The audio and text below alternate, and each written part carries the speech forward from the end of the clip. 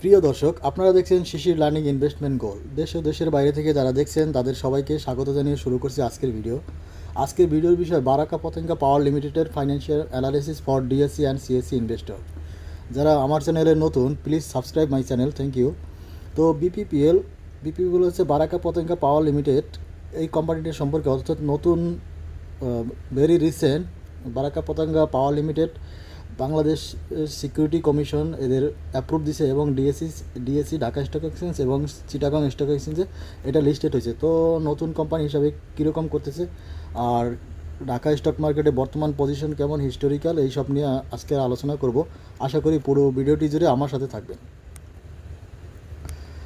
তো Baraka Patenga power limited, Baraka Patenga power limited company incorporate as private limited company June 2011, অর্থাৎ 2011 সালের 7 তারিখে এটা হচ্ছে প্রাইভেট লিমিটেড কোম্পানি ছিল। Whose 51% equity investment hold by Baraka power limited, অর্থাৎ Baraka power limited another company, যেই কোম্পানিটা কিনা বারাকা পতেঙ্গা পাওয়ার লিমিটেডের 51% হোল্ডিং করে আছে এবং and converted as public limited company on 2014 April 28, অর্থাৎ 2014 সালের 28 তারিখে এটা পাবলিক লিমিটেড কোম্পানি হিসাবে লিস্টেড হয়েছে। তো বারাকা পতেঙ্গা পাওয়ার লিমিটেডের এখন বর্তমান অবস্থা কি? Baraka Patenga power limited the group of residents Bangladeshi, অর্থাৎ রেসিডেন্স বাংলাদেশি এবং নন রেসিডেন্স বাংলাদেশি, অর্থাৎ প্রবাসী বাংলাদেশি, দুই ধরনের, অর্থাৎ প্রবাসী বাংলাদেশি এবং বাংলাদেশিরা মিলে এই কোম্পানিটা প্রতিষ্ঠা করছে। এই কোম্পানিটার বর্তমান পাওয়ার প্ল্যান্ট হচ্ছে 50 মেগাওয়াট বিদ্যুৎ উৎপন্ন করে। বর্তমানে এটা ক্যাপাসিটি আছে 50 মেগাওয়াট। এটা পতেঙ্গা চিটাগাংয়ে অবস্থিত এবং কমার্শিয়াল অপারেশন শুরু হয়েছে 4 মে 2014, অর্থাৎ 2014 সালের 4 মে এটা হচ্ছে অপারেশনে চলছে। তো দেখি Baraka Patenga power limited vision কি। ওদের ভিশন আছে uninterrupted electricity at an affordable price. তো very good vision, but I don't know how it's true, all control by government. তো মিশন কি আছে? Mission very good mission, become a largest power generation company in Bangladesh. How it's not possible very soon. Okay, anyway they want it, অর্থাৎ তাদের mission খুব ভালো। তারা হচ্ছে এই সেক্টরে, অর্থাৎ পাওয়ার সেক্টরে ভেরি রিসেন্ট তারা হচ্ছে নাম্বার 1 কোম্পানি হইতে চায়, এটা তাদের মিশন। ওকে, তো এদের স্লোগান কি? লাইটিং বাংলাদেশ উই প্রমিস, অর্থাৎ তারা সবার জন্য বিদ্যুৎ, সবার জন্য আলো, এই স্লোগানে বিশ্বাস করে। ওকে, তো দেখি এদের আর কি আছে। এই কোম্পানিটা বর্তমানে 8টা মোটর নিয়ে চলতেছে এবং এটার প্রত্যেকটার মোটরের ক্যাপাসিটি হচ্ছে 6.9 মেগাওয়াট। অর্থাৎ এইগুলো বলার কারণ হচ্ছে এই জিনিসগুলো আপনার ক্যাপাসিটি কত, কীভাবে ইনকাম করতেছে বারাকা পতেঙ্গা পাওয়ার লিমিটেড, এগুলো না জানলে তো আপনার বুঝতে পারবেন না যে কোম্পানিটা কীরকম অবস্থা এবং বাজারে কীরকম করবে এবং বাইরে কীরকম করবে, তাদের বর্তমান আর্থিক অবস্থা কীরকম, সেই জন্য এটা বলা। তো রোলস রয়েস কোম্পানির জেনসেট দিয়ে এটা চলতেছে। তো বর্তমানে প্ল্যান্টার ক্যাপাসিটি হচ্ছে 55.872। তো তারা এখান থেকে বিদ্যুৎ প্রডিউস করতেছে 50 মেগাওয়াট বিদ্যুৎ প্রডিউস করতেছে 50 মেগাওয়াট। অ্যাকচুয়ালি দেশে ফুয়েল কস্ট বাই 6.4% অ্যানুয়ালি। তারা হচ্ছে যে নতুন ইঞ্জিন ইউজ করতেছে, তারা হচ্ছে 6.40% রিডিউস করতেছে, অর্থাৎ ফুয়েল রিডাকশন। তো ভেরি গুড, অর্থাৎ new machine, new generation. The project 4150, অর্থাৎ 4150 million, finance by Bangladesh bank, IPFF, World Bank amounting USD 21.975 million, অর্থাৎ 21.975 মিলিয়ন ওয়ার্ল্ড ব্যাংক দিছে। এবং এর মধ্যে লোকাল সোর্স আছে ইউনাইটেড কমার্শিয়াল ব্যাংক এবং ট্রাস্ট ব্যাংক, এবং বেরাক ব্যাংক লিমিটেড। অর্থাৎ এটা হচ্ছে 4150 মিলিয়ন বাংলাদেশি টাকার, কিছু টাকা দিছে বাংলাদেশ ব্যাংক, কিছু টাকা দিছে ওয়ার্ল্ড ব্যাংক এবং আর বাদ বাকি টাকা দিছে United Commercial Bank, Trust Bank and BRAC Bank Limited. Okay, তো further more this company have subsidize company, দুইটা কোম্পানি আছে। এই কোম্পানিটা হচ্ছে, দুইটা কোম্পানি হচ্ছে এর সাবসিডিয়ারি কোম্পানি। তো কোম্পানি দুটো হচ্ছে নেমলি কর্ণফুলী পাওয়ার লিমিটেড, বারাকা শিখাবাহা পাওয়ার লিমিটেড, অর্থাৎ দুইটা কোম্পানি হচ্ছে তাদের সাবসিডিয়ারি কোম্পানি। Very good. তো দুইটা কোম্পানির ক্যাপাসিটি কত? একটা কোম্পানির ক্যাপাসিটি হচ্ছে 110 মেগাওয়াট, আর একটা কোম্পানির ক্যাপাসিটি হচ্ছে 105 মেগাওয়াট। অর্থাৎ এই যে 105 মেগাওয়াট এবং 110 মেগাওয়াট, টোটাল টোটাল কত? টোটাল হচ্ছে 215 মেগাওয়াটের, 215 মেগাওয়াটের হচ্ছে 51%, হচ্ছে limited hold 51% share holding of this subsidiary companies. অর্থাৎ এখানে আছে 215 মেগাওয়াটের 51%। ধরে নিলাম এখানে 100 মেগাওয়াট আছে। 100 মেগাওয়াট হচ্ছে এই কোম্পানিটা হচ্ছে বারাকা পতেঙ্গা পাওয়ার লিমিটেডের 100 মেগাওয়াট, আর তাদের ওন নিজস্ব প্ল্যান্ট আছে 50 মেগাওয়াট ক্যাপাসিটি। তার মানে টোটাল তাদের জেনারেশন হচ্ছে 100, টোটাল জেনারেশন হচ্ছে 150 মেগাওয়াটের ক্যাপাসিটি। তাদের সব ক্ষমতা মিলিয়ে, অর্থাৎ নিজস্ব প্ল্যান্ট এবং সাবসিডিয়ারি কোম্পানি মিলিয়ে তাদের 150 মেগাওয়াট ক্যাপাসিটি আছে বর্তমানে। তো ছোটো মানের একটা কোম্পানি বলা যায়, নতুন শুরু করছে সেহেতু।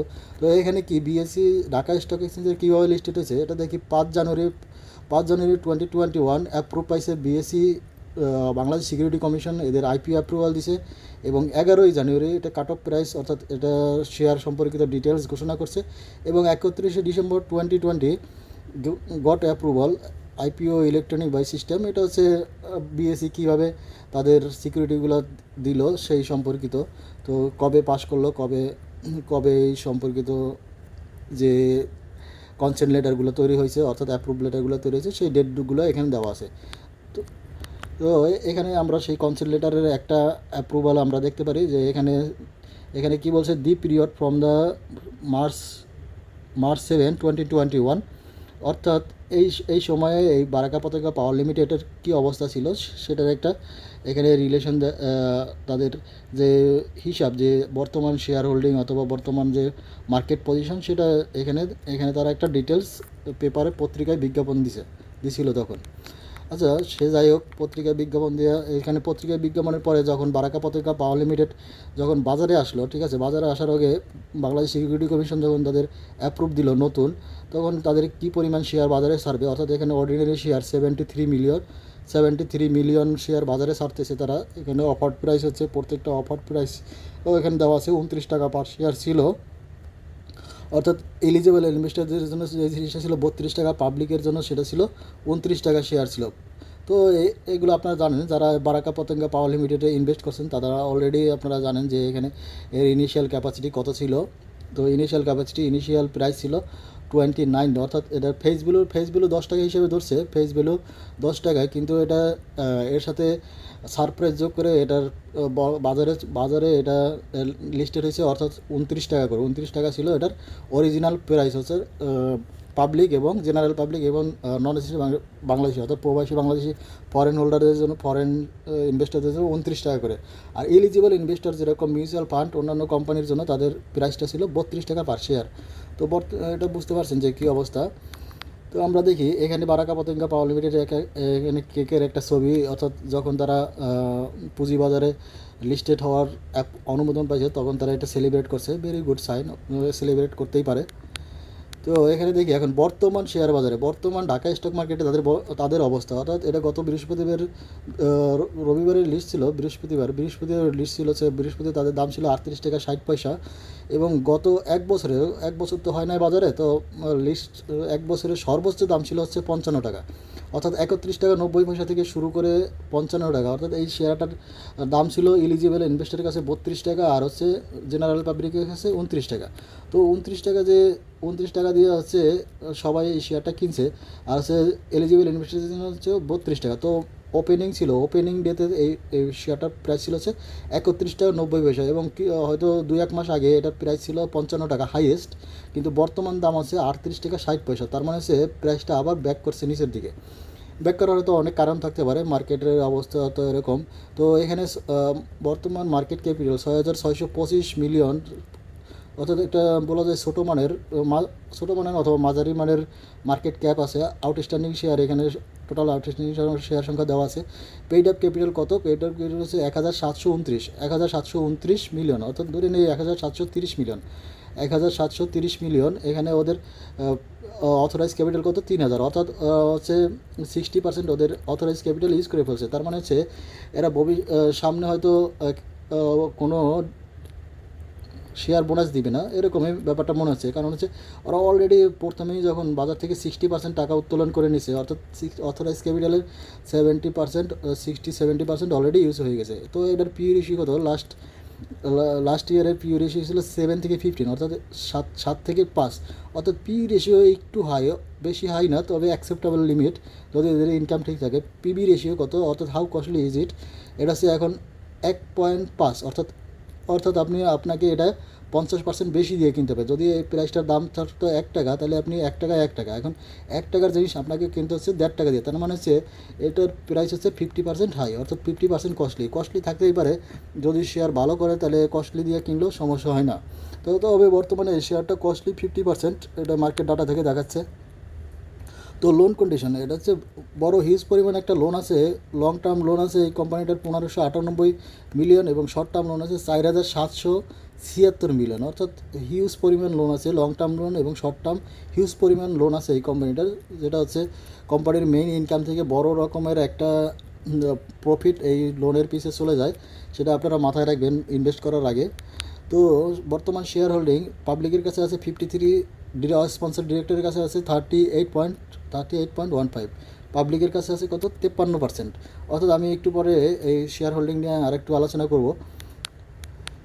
এখানে প্রাইস সেন্সিটিভ ইনফরমেশন এই গত কোয়ার্টারের, অর্থাৎ লাস্ট ডিভিডেন্ডের পরে তারা এবছর কত টাকা ইনকাম করছে। আর্নিং পার শেয়ার 1 টাকা 13 পয়সা, অর্থাৎ এক কোয়ার্টারে তারা ইনকাম করছে 1 টাকা 13 পয়সা। যদি এটা 4 কোয়ার্টারে যায় তাহলে কত টাকা ইনকাম করে?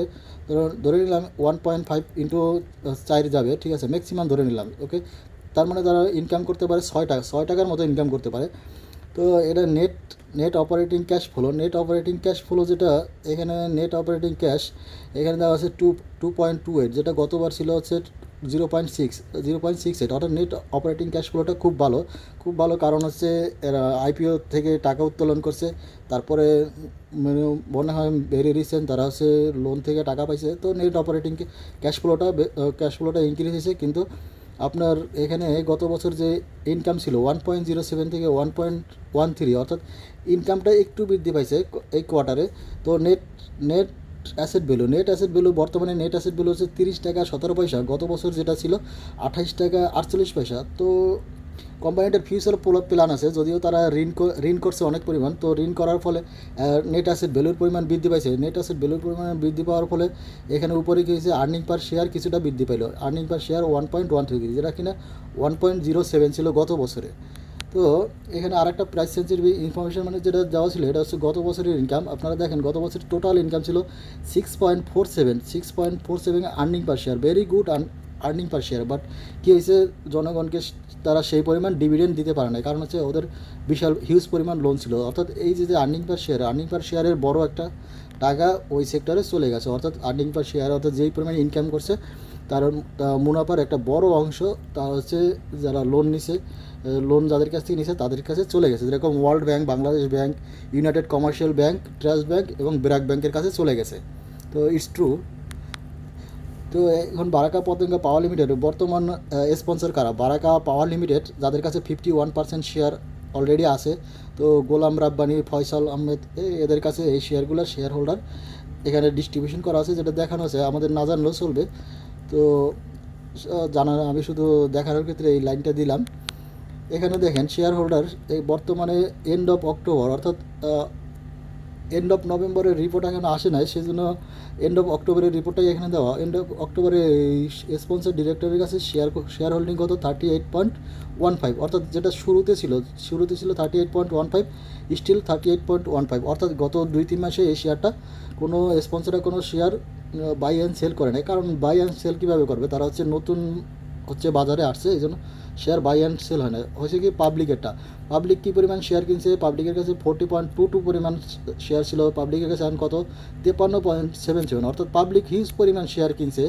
এখন কারা বিক্রি করছে? এটা এটা হচ্ছে ইনস্টিটিউশন কোম্পানি 21.63 ছিল ইনস্টিটিউশন কোম্পানির কাছে, তাদের এখন শেয়ারের পরিমাণ দাঁড়াইছে হচ্ছে 8.28, অর্থাৎ পাবলিক মনে হয় বিশাল রকমের ধরা খাবে, এই তো হয়তো ধরা না খাইতে পারে, হয়তো ভালো রকমের হয়তো একটা প্রফিট করবে ভবিষ্যতে, সেটাই দেখা যাচ্ছে। তো এখানে অথরাইজ ক্যাপিটাল যেটা আছে যেটা আমরা দেখছিলাম একটু আগে যে 3,000 মিলিয়ন অথরাইজ ক্যাপিটাল, তার 57% অলরেডি ইউজ করছে। তো 42% তাদের ব্যালেন্স আছে, তারা অতি সহজেই তারা কোনো বোনাস শেয়ার দিতে পারবে না অথবা দিবে না, কারণ হচ্ছে এই অথরাইজ ক্যাপিটালটা হয়তো তারা ভবিষ্যতের কোনো এক সময়ে ইউজ করবে। তো এখানে জাস্ট এই স্পন্সরদের যে শেয়ার ডিস্ট্রিবিউশন, এই রেটগুলো দেওয়া আছে, আপনারা জাস্ট পার্সেন্টেজ হিসেবে দেখানো আছে, আর কিছু না। এখানে গত ট্রেডিং অর্থাৎ 31.90 দিয়ে ট্রেডিং শুরু হয়েছিল, আর বর্তমান হচ্ছে 38, এখানে মানে 38.6। এখানে গত অক্টোবর মাসে এটার হাইয়েস্ট পিক ছিল অক্টোবর এবং সেপ্টেম্বরে। এই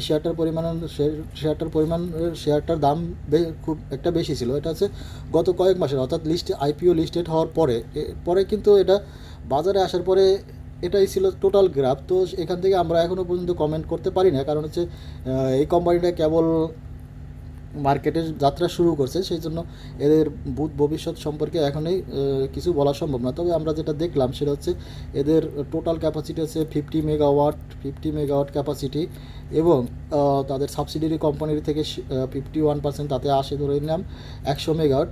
তো তাদের টোটাল ইনকাম হচ্ছে 150 মেগাওয়াট বিদ্যুৎ তারা ইনকাম করতে পারবে, তো উৎপাদন করতে পারবে। তো এই 150 মেগাওয়াট বিদ্যুৎ বিক্রি করে তারা যারা প্রফিট করবে সেটাই হচ্ছে মানুষের দিবে, ঠিক আছে, সেটাই হচ্ছে তাদের ইনকাম। তো আমরা এখানে কি পেলাম, এখানে পি রেশিওটা একটু উপরের দিকে চলতেছে। তো অ্যাভারেজ এখানে শেয়ারটা কস্টলি, পিবি রেশিও অর্থাৎ 50% হাই। বর্তমানে এই শেয়ারটার দাম অনেক বেশি, কস্টলি মনে হচ্ছে। এদের লোন অনেক হিউজ পরিমাণ, শর্ট লোন, লং লোন অনেক হিউজ পরিমাণ হিউজ লোন, তার মানে এটা হচ্ছে নেগেটিভ সাইন।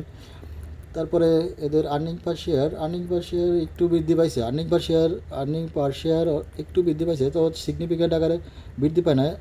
হয়তো সামনের এখন যারা নতুন টাকা ইনভেস্ট করতেছে, নতুন টাকা ইনভেস্ট করার পরে দেখা যাবে সামনের বছর তাদের কী অবস্থা হয়, তারপরে হয়তো এই স্টকটার সম্পর্কে ডিসিশন নেওয়া যাবে whether it's going good or bad. But নতুন কোম্পানি হিসাবে মোটামুটি ভালোই ইনকাম শো করতেছে, যদিও আপনার বর্তমান পজিশনটা একটু তাদের অনুকূলের বাইরে, কারণ হচ্ছে অনেক পরিমাণ লোন আছে, যেই পর্যন্ত তারা লোন পরিশোধ না করবে সেই পর্যন্ত তারা হচ্ছে ভালো পরিমাণ ইনকাম দেখাইতে পারবে না, অর্থাৎ যারা শেয়ার হোল্ডার তারা হয়তো ভালো পরিমাণ প্রফিট পাবেন না। তো এই ছিল আজকের ভিডিও। নেক্সট টপিকস হবে N polymer stock analysis, GQ ball pen stock অ্যানালাইসিসের উপরে। আশা করি সেই ভিডিওগুলো দেখবেন, আর এতক্ষণ সঙ্গে থাকার জন্য ধন্যবাদ।